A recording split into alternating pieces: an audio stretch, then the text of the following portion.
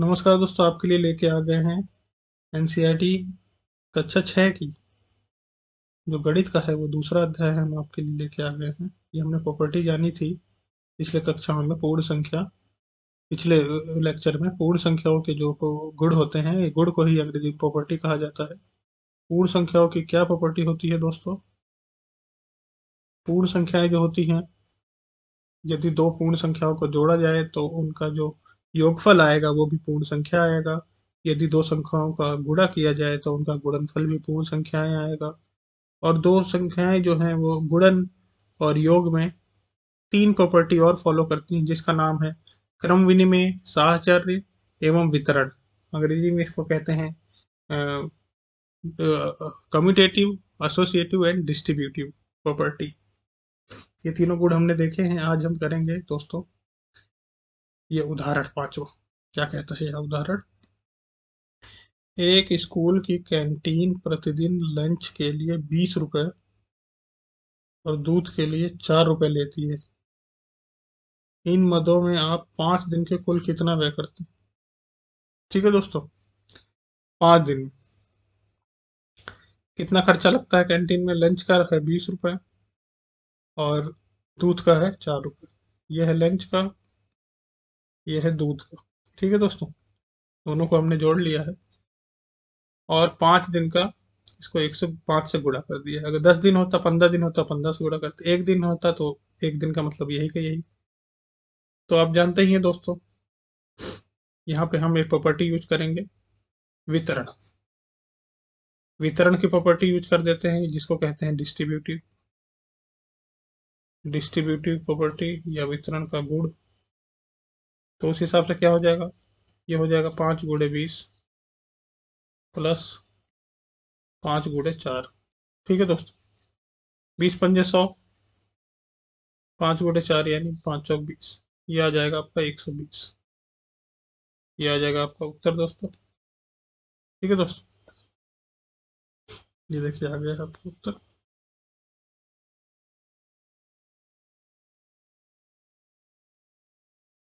ये देखिए यहाँ पे इसने वितरण की विधि से किया है। 5 × 24, 5 × 24 डायरेक्ट कर दें या आप ऐसे कर दें। यहाँ पे इसने वितरण का सिद्धांत लगाया है, गुणन के वितरण का सिद्धांत यहाँ लगाया है, यहाँ सीधा जोड़ के कर दिया है। इसके पहले भी इसने किया है। 5 दिन का इसने पहले वाली विधि में क्या किया है, 5 दिन में दूध का निकाल लिया है, 5 दिन का अपना 5 दिन का दूध का निकाल लिया है, ये 5 दिन का ये लंच का निकाल लिया है और दोनों को आपस में जोड़ दिया है। 100 + 20 = 120। वो अलग अलग विधियां हैं, आपको जो सही समझ में आए जिस वक्त आप उससे कर सकते हैं। एक अगला सवाल देखिए, वितरण गुण का प्रयोग करते हुए 12 × 35 को ज्ञात कीजिए। 12 × 35 करना हमें दोस्तों। 12 × 35 क्यों ना हम 35 को तोड़ दें दोस्तों एक आसान संख्या में, जैसे 30 + 5। तो हमें 12 × 30 करना होगा और जोड़ देना होगा 12 × 5। यही दोस्तों वितरण का है। यही वितरण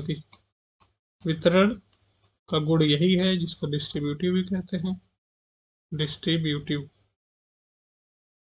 यही कहते हैं। देखिए 12×3 = 36, 360, 12×5 = 60। ये दोनों आपस में जोड़ देंगे, कितना आ जाएगा दोस्तों? 420। 420 का उत्तर आपका सही है। अगला सवाल है, सरल करना है इसको। देखिए दोस्तों, ये देखिए बहुत ही बढ़िया सवाल, बहुत ही बढ़िया अद्भुत है।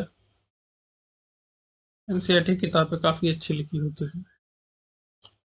ये देखिए दोस्तों, सरल करना है इसको। सरल कीजिए, सरल कीजिए यानी अंग्रेजी में इसको कहते हैं सिंप्लीफिकेशन। सिंप्लीफिकेशन, सिंप्लीफिकेशन करें आप। ठीक है दोस्तों, कैसे होगा इसका सिंप्लीफिकेशन? क्या दिया हुआ है हमें दिया है 126 गुणे में 55 प्लस में 126 गुणे में 45। दोस्तों आप यहाँ देख रहे हैं दोनों ही जगह 126 है, दोनों ही जगह 126 है। और जो हम अभी प्रॉपर्टी देखे हैं वितरण की, उसमें क्या रहता है 126 गुणे 45 प्लस 55, यानी कि 126 गुणे, ये जो आपस में आप जोड़ेंगे तो 100 हो जाएगा। तो 126, 100 से गुणा करने पे सीधे 2 जीरो बढ़ जाएंगे। 100 है, 1000 है तो 3 जीरो बढ़ जाते, 10 रहता तो 1 जीरो बढ़ जाता। ये आ गया इसका उत्तर। ठीक है दोस्तों, 12,600, ये देखिए 12,600 आया है। और आगे करते हैं दोस्तों। ये आप घर पे प्रयास करें इसका, वितरण के गुण का इस्तेमाल करके। 15 गुणे 68 निकालने का प्रयास करें, 17 गुणे 23 निकालने का प्रयास करें, 69 गुणे 78 प्लस 22 गुणे 69। आप इसमें देखें 69 दोनों में ही है। तो आप क्या करेंगे, वितरण का नियम किस प्रकार आपको उपयोग में लाएंगे, आप प्रयास करें इसका। ठीक है दोस्तों।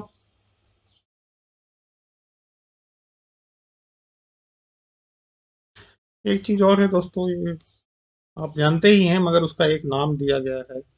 जैसे किसी भी संख्या में आप कुछ भी जोड़ेंगे तो वो संख्या वही रहेगी। जैसे चाहे आप 18 में अगर दो जीरो जोड़ें तो 18 ही रहता है, या अगर 18 में आप जीरो घटाएं भी तो भी 18 ही रहता है।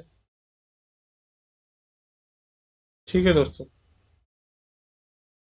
या 118 में आप जीरो घटाएंगे तो 118 ही रहेगा। तो जो जीरो है, जीरो जो है वो जो है तत्समक, तत्समक अव्यय, अवयव है आपके जोड़ने में, जोड़ के लिए। यानी इससे कोई फर्क नहीं पड़ता। तत्समक यानी कि आइडेंटिटी, आइडेंटिटी यानी जस का तस ही रहता है, कोई फर्क नहीं पड़ता इससे, जीरो से। है ना दोस्तों। इसी प्रकार एक संख्या है एक, ये गुणा करो आप चाहे 7 से, 7 ही रहेगा। 1 गुणे 18, 18 ही रहेगा। तो जो ये एक है, एक जो है ये भी तत्समक, तत्समक अवयव है, या आइडेंटिटी कहते हैं इसको। किसके लिए, गुणन के लिए, गुणन के, गुणन के लिए ये तत्समक है। ठीक है दोस्तों। और आगे बढ़ते हैं। ये देखिए यहाँ पे बताया भी गया है, मल्टीप्लिकेटिव गुणन की आइडेंटिटी, गुणात्मक तत्समक। एक से गुणा करने में कोई फर्क नहीं पड़ता, जिस प्रकार जीरो से जोड़ने पे कोई फर्क नहीं पड़ता। ठीक है दोस्तों, ये आप प्रश्नों को हल करने का प्रयास करें। सरल है, सरल ही है, आप एक एक करके प्रयास करें, सारे ही हल होते जाएंगे। कोई प्रश्न आपसे ना हो तो आप मुझसे पूछें। एक प्रश्न मैं यहाँ पे कर देता हूँ, चलो दोस्तों। ये छठा प्रश्न मैं कर देता हूँ। कोई दूध वाला एक होटल को सुबह 32 लीटर दूध देता है, शाम को 68 लीटर दूध देता है। यदि दूध का मूल्य 45 रुपये प्रति लीटर है, दूध वाले को प्रतिदिन कितनी धनराशि प्राप्त होगी। 45 रुपये का है दूध, 45 रुपये प्रति लीटर है। और दूध कितना देता है वो, एक सुबह 32 देता है, शाम को 68 लीटर देता है। ठीक है दोस्तों, ये दोनों जोड़ दीजिए आप, 45 से गुणा कर दीजिए, आपको कुल रुपए मिल जाएगा। कुल, कुल राशि जो प्राप्त होगी वो मिल जाएगी। तो ये दोनों आप जब जोड़ेंगे तो आ जाएगा 100, ये बन जाएगा 4500। 32 और 68 100 होता है, 45 से गुणा करेंगे सीधे जीरो बढ़ जाएगा, 4500 रुपये आ जाएगा इसका उत्तर। ठीक है दोस्तों, छठे का। बाकी आप खुद से प्रयास करें। कल हम पढ़ेंगे पूर्ण संख्याओं में प्रतिरूप। धन्यवाद दोस्तों।